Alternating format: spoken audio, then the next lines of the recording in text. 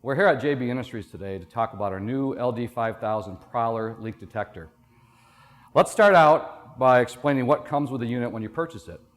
Along with the unit itself, it comes with a very rugged carrying case with a custom foam cut mold.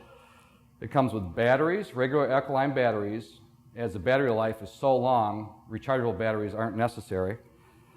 It comes with a replacement filter package. Replacement filters have to be replaced about every 2 to 3 months based on use. You could visually look at it to see if they're dirty and replace them. It also comes with a leak test vial, which is very important. If you're questioning whether the leak detector is working properly or not, you can use the test vial to test and ensure that it is.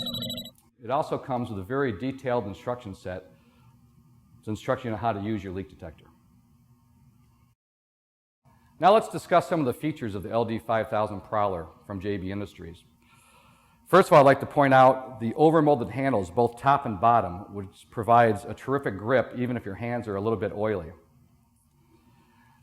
As you can see with the LD5000, it has a very robust design. We use screws with metal inserts instead of plastic tabs on the battery cover and also to hold the unit together. This makes for a very strong, long-lasting unit.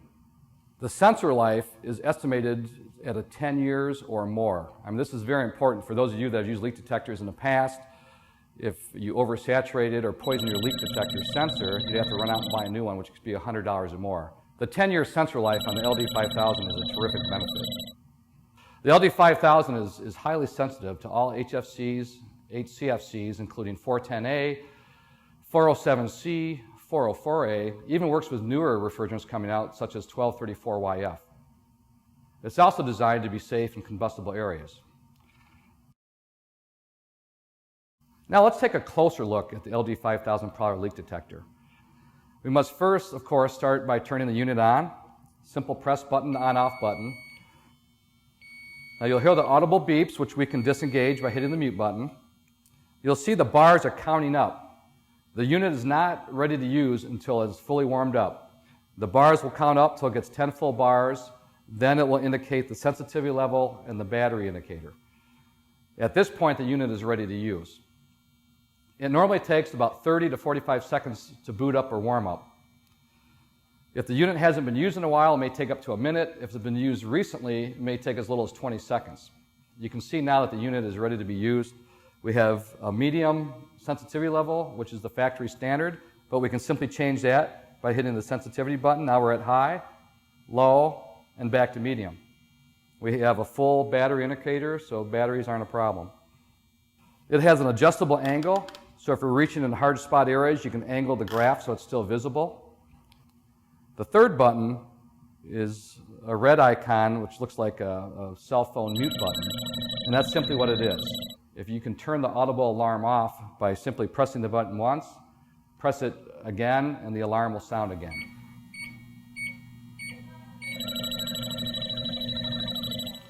You also might find yourself in an environment where you just don't want to bother someone next to you. You can turn the mute on. You still have the visual display, but you also have the vibrating handle. A very unique feature to JB's Prowler unit. The fourth panel button, again, very intuitive, is a bright yellow, looks like a light, and that simply turns the backlight on and off. And this comes in very handy if you're in a dark environment, you can't see the display, you want to see the size of your lake, you simply turn the backlight on, another button to turn off.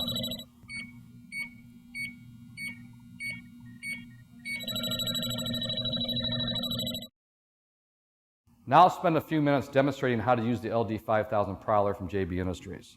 The unit generally takes about 30 to 45 seconds to warm up. If it hasn't been used in a while, it may take up to a minute. If it's been used recently, it may take as little as 25 seconds. It's very important to let the unit warm up or boot up in a clean or fresh environment. If you boot up or warm up in a contaminated environment, that becomes the unit's ambient.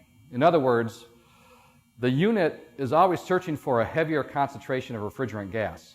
If it boots up in a heavy concentration of gas, it may not alarm because it's searching for additional concentration. The reason the unit works that way is to help pinpoint a leak. So you warm the unit up in a clean environment, you walk into a leak area, it detects a small amount of refrigerant gas. It alarms, vibrates, and displays the graph. It then resets itself to that ambient. So it won't alarm unless it finds more gas. So it draws you closer and closer to a heavier concentration of gas, which of course is your leak source. Every LD5000 comes with its own test file. And this is very important to ensure that your unit is working properly. There's a sticker atop every test file. A lot of people just want to unscrew the test file, but that's not the proper technique. You will get a reading, but the test file has a sticker in a tiny hole.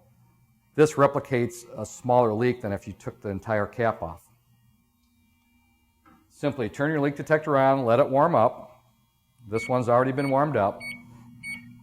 Simply hold the tip toward the test file, and you should get about 3 to 4 bars reading.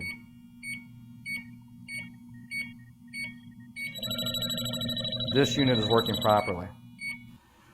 What we have here in one of our JB laboratories is a calibrated leak or a standard leak. It's very expensive, and this one is set to 0.05 ounces per year. I know a lot of people, when they buy their leak detectors, they open a can of gas, and they have all different methods for testing their leak detector. Using a standard calibrated leak is the best. Although I know they're not generally available out there, that's why we include our test vial in the case. But we do have standard calibrated leaks here to meet the strict standards that we designed to.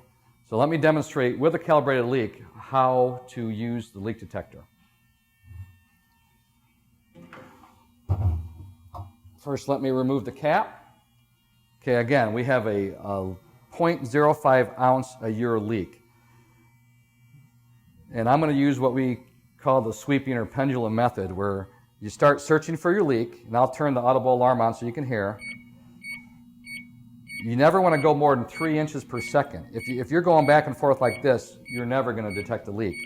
So you want to go, fairly slow. Well, you detected something, but I'm continuing to go by. Now I start going back the other way. A little slower, because I know the leak's somewhere that side of me.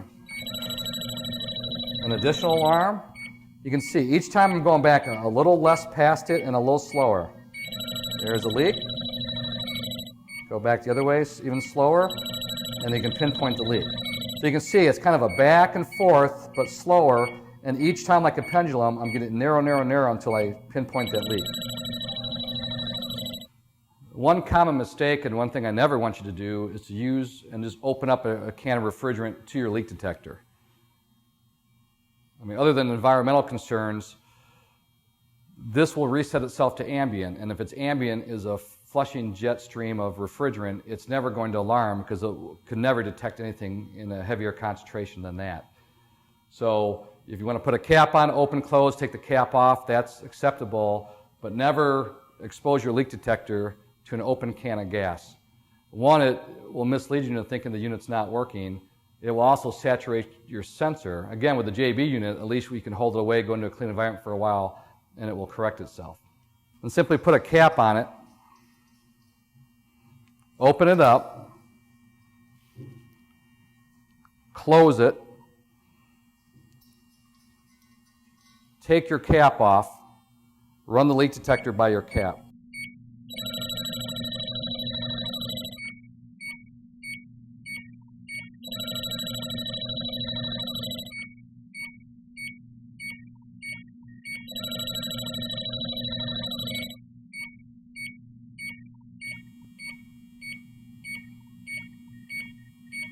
Okay, and that will alarm until the refrigerant wears off.